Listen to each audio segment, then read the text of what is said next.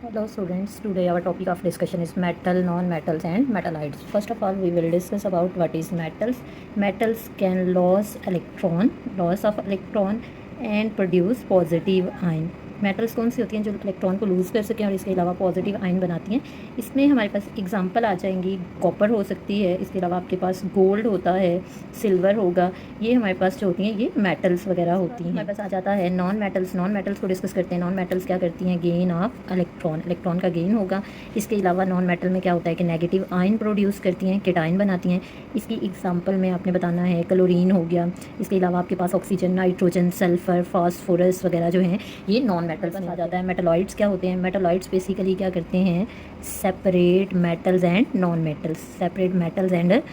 Metals. Metals को भी separate करते हैं और इसके अलावा नॉन मेटल्स को भी सेपरेट कर रहे होते हैं मेटलाइट्स। इसके अलावा मेटलाइट्स में क्या होती हैं कि इनमें कुछ प्रॉपर्टीज़ हमारे पास क्या होती हैं, प्रॉपर्टीज़ रिजेंबल कर रही होती हैं, प्रॉपर्टीज़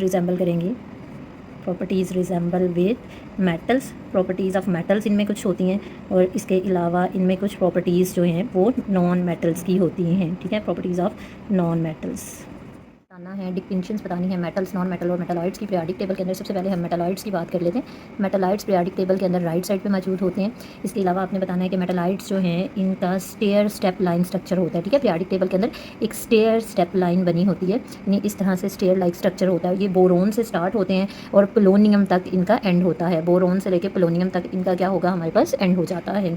इसके अलावा आपने ये बताना है कि ये जो मेटलॉइड्स होते हैं इनको हम लोग सेमी मेटल्स भी कहते हैं। सेमी मेटल्स क्यों कहते हैं, क्योंकि इनके अंदर मेटल्स और नॉन मेटल्स दोनों की प्रॉपर्टीज़ मौजूद होती हैं। बताना है कि मेटल्स जो हैं ये हमारे पास पीरियोडिक टेबल में एक्सट्रीम लेफ्ट साइड पे मौजूद होती हैं, लेफ्ट कॉर्नर के अंदर मौजूद होती हैं, जबकि ये नॉन मेटल्स जो हैं ये एक्सट्रीम राइट साइड पे, यानी बिल्कुल राइट साइड पे ये मौजूद होती हैं। ठीक है, इसके अलावा आपने ये बताना है कि हाइड्रोजन ना लेफ्ट साइड पे आ रहा है, तो ये हमारे पास ये एक्सेप्शनल केस होता है। ठीक है, नहीं आपने क्या बतानी है कि हाइड्रोजन जो है वो एक्सेप्शन है उसमें। ठीक है, इस वजह वो पीरियोडिक टेबल के अंदर राइट साइड पे मौजूद है। हमारे पास आ जाता है blocks in the periodic table. हम लोग जो ब्लॉक्स डिज़ाइन करते हैं ये किसकी बेस पे आपने बताना होता है, वैलेंस इलेक्ट्रॉन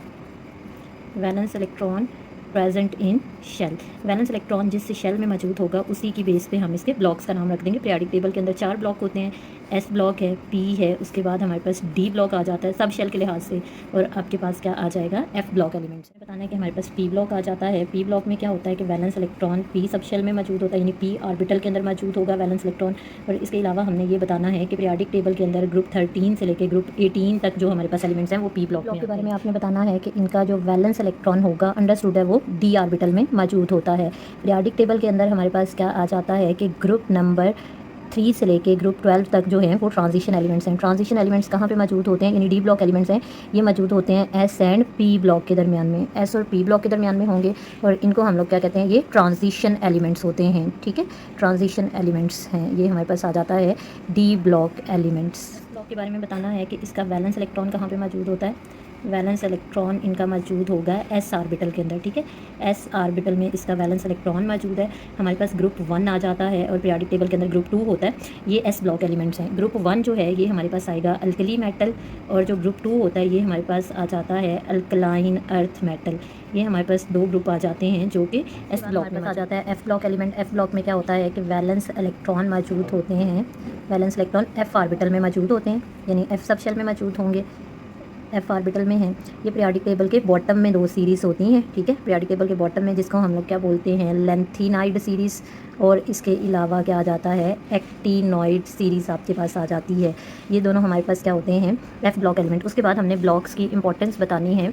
ब्लॉक की इंपॉर्टेंस हमारे पास क्या आ जाएगा कि ब्लॉक्स क्या करते हैं, ये हमें वैल्यूएबल इन्फॉर्मेशन देते हैं। ठीक है, किसके बारे में इन्फॉर्मेशन देंगे, प्रॉपर्टीज़ के बारे में बता रहे हैं एलिमेंट के। इसके अलावा रिएक्टिविटी के बारे में बताएंगे कि कौन से एलिमेंट की रिएक्टिविटी कितनी होती है। इसके अलावा फिजिकल स्टेट वगैरह के बारे में बताते हैं, इलेक्ट्रोनेगेटिविटी के बारे में, आयोनाइजेशन एनर्जी के बारे में ब्लॉक से हमें इन्फॉर्मेशन मिलती है। टॉपिक आ जाता है families in the periodic table. इसमें आपने बताना है कि फैमिली बेसिकली क्या होती है, सेट ऑफ एलिमेंट, यानी एलिमेंट का एक सेट होता है जिसके अंदर प्रॉपर्टीज़ ऑफ एलिमेंट्स क्या होती हैं, विद कॉमन प्रॉपर्टीज़, यानी हमारे पास एलिमेंट की प्रॉपर्टीज़ आपस में क्या करेंगी, रिजेंबल कर रही होती हैं, कॉमन प्रॉपर्टीज़ होती हैं। ये आपके पास क्या आ जाता है, फैमिलीज। पीरियोडिक टेबल के अंदर टोटल जो फैमिलीज़ हैं वो 5 फैमिलीज़ होती हैं जिनको हम लोग यहाँ पर डिस्कस करेंगे। सबसे पहले आ जाता है अल्कली मेटल फैमिली। ग्रुप 1 के एलिमेंट्स को अल्कली मेटल कहते हैं। इसमें आपके पास लिथियम आ जाएगा, सोडियम है, पोटाशियम, रुबिडियम और सीज़ियम हमारे पास आ जाता है। सीज़ियम रेडियो एक्टिव होता है, फ्रांसीसियम आता है, फ्रांसीसियम रेडियो एक्टिव एलिमेंट है, ठीक है, आर्टिफिशियल रेडियो एक्टिव एलिमेंट है। इन्हें अल्कली मेटल क्यों कहते हैं? क्योंकि जब मेटल का रिएक्शन आप वाटर के साथ करवाओगे तो ये अल्कलीज प्रोड्यूस कर देते हैं। यानी अल्कलीज का क्या मतलब होता है कि बेसिस को प्रोड्यूस। मेटल के बारे में बताना है कि ये रिएक्टिव क्लास है। क्यों रिएक्टिव होती है? क्योंकि वैलेंस शेल में सिर्फ एक इलेक्ट्रॉन मौजूद होता है। उसके बाद अल्कलाइन अर्थ मेटल आ जाता है। अल्कलाइन अर्थ मेटल हम लोग किसको कहते हैं? ग्रुप 2 के एलिमेंट्स होते हैं, इसको अल्कलाइन अर्थ मेटल कहते हैं। बेरिलियम है, मैग्नीशियम, कैल्शियम, इसके अलावा स्ट्रांशियम है, बेरियम है और रेडियम आपके पास आ जाता है। ये अल्कलाइन अर्थ मेटल होती हैं। अल्कलाइन अर्थ मेटल का क्या मतलब है? एक तो ये है कि फाउंड इन एयर अर्थ, ये हमारे पास क्या होते हैं? अर्थ में, ज़मीन के अंदर मौजूद होते हैं। दूसरे नंबर पे क्या करते हैं कि जब इनका रिएक्शन आप वाटर के साथ करवाते हो तो ये हमारे पास क्या करेंगी? मेटल हाइड्रोक्साइड बना देती हैं, यानी बेसिक सोल्यूशन बनाती हैं। 2 इलेक्ट्रॉन्स होते हैं वैलेंस शेल में। जब वैलेंस शेल में 2 इलेक्ट्रॉन्स होते हैं तो क्या होंगे? Less reactive than alkaline earth metal. Reactivity overall ज़्यादा है, लेकिन क्या है कि less reactive than group 1 element. Group 1 के एलिमेंट से अल्कली मेटल से लेस रिएक्टिव होती है। Transition elements. ट्रांजिशन एलिमेंट्स सबसे पहले आपने बताना है कि ये लार्जेस्ट फैमिली है हमारे पास पीरियोडिक टेबल में। पीरियोडिक टेबल में सबसे बड़ी फैमिली ट्रांजिशन एलिमेंट्स हैं। इसके अलावा आपने ये बताना है कि ये पीरियोडिक टेबल के बिल्कुल मिडल में मौजूद होते हैं। इसके अलावा आपने ये बताना है कि ये हमारे पास 4 सीरीज़ होती हैं। 4 सीरीज़ हैं डी ब्लॉक की, और इसके अलावा हमारे पास जो 2 सीरीज़ आ जाती हैं जो कि बॉटम के अंदर मौजूद होती हैं वो एफ ब्लॉक की होंगी। ये सारे जो हैं ये ट्रांजिशन एलिमेंट्स होते हैं। ट्रांजिशन एलिमेंट्स की क्या होती है? वेरिएबल ऑक्सीडेशन स्टेट, यानी इनकी ऑक्सीडेशन स्टेट कॉन्टीन्यूस जो है वो हमारे पास चेंज होती जाएगी। इसके अलावा आप लोगों ने ये बताना है कि ये ट्रांजिशन एलिमेंट्स क्या करते हैं? कलर कंपाउंड बनाते हैं आमतौर पर, ठीक है। कलर कंपाउंड में एग्जाम्पल जैसे आपके पास क्रोमियम आ जाता है, निकल आ जाता है, आयरन है, जिंक है, कॉपर वगैरह, ये सारे जो हैं ये आपके पास क्या होते हैं? ट्रांजिशन एलिमेंट्स आ जाती है। चलकोजेंस जो ग्रुप 16 के एलिमेंट्स होते हैं इनको हम लोग चलकोजेंस कहते हैं। चलकोजेंस आपके पास क्या होंगे? चलकोजेंस होते हैं oxygen, sulphur, selenium, tellurium, polonium, और इसके अलावा एक नया एलिमेंट पीरियोडिक टेबल में ऐड हुआ है जिसे हम लोग क्या बोलते हैं? लिवरमोनियम, ठीक है। ये चलकोजेंस फैमिली में मौजूद होते हैं। चलकोजेंस जो है ये एक ग्रीक वर्ड से ओरिजिनेट हुआ है जिससे हम लोग क्या कहते हैं? चलकोन्स, ठीक है। चलकोन्स जो हैं इसका मतलब क्या होता है?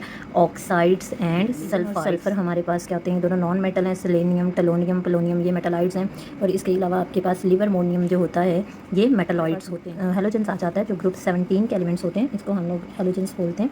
इसमें आपके पास फ्लोरीन है, क्लोरीन, ब्रोमीन, आयोडीन, एस्टाटीन आ जाता है, और इसके अलावा आपके पास एक और नया एलिमेंट पीरियोडिक टेबल के अंदर ऐड हुआ है। इनकी हाई इलेक्ट्रॉन अफिनिटी वैल्यूज के साथ आ जाता है नोबल गैसेस। नोबल गैसेस हम लोग कहते हैं ग्रुप 18 के एलिमेंट्स को। ये पीरियोडिक टेबल में बिल्कुल एक्सट्रीम राइट साइड पे पाए जाते हैं। इसमें आपके पास हीलियम, नियॉन, आर्गॉन, क्रिप्टॉन, इसके अलावा जीनॉन और रेडॉन आ जाता है। ये पीरियोडिक टेबल में एक्सट्रीम राइट साइड पे मौजूद होते हैं। जो नोबल गैसेस होती हैं ये अनरिएक्टिव हैं। अनरिएक्टिव क्यों होती हैं? रीज़न क्या है अनरिएक्टिव हैं? रीज़न हमारे पास आ जाती है कंप्लीट ऑक्टेट। इनका जो वैलेंस शेल होता है वो कंप्लीट होता है, ऑक्टेट इनका बिल्कुल फुलफिल होता है। लेकिन ये नॉर्मल कंडीशंस में अनरिएक्टिव होती हैं, नॉर्मल कंडीशंस में। लेकिन हमारे पास अगर इनको स्पेशल कंडीशंस प्रोवाइड कर दी जाए, इनको एक्सट्रीम कंडीशंस प्रोवाइड कर दी जाए, तो ये क्या होती हैं? रिएक्टिव हो सकती हैं। इनमें से चंद एक मेंबर्स होते हैं रिएक्टिव है इनमें, जीनॉन। और ये जीनॉन कब रिएक्टिव होगा? जब आप इसको क्या करते हो? स्पेशल कंडीशंस देते हैं, ठीक है। नॉर्मल कंडीशंस पे अदरवाइज ये किसी किस्म का रिएक्शन शो नहीं कर रहे होते। ये हमारे पास बेस्ट लेक्चर है मेटल्स, नॉन मेटल्स और मेटालाइट्स की क्लासिफिकेशन के बारे में, और इसके अलावा families of the periodic table के बारे में।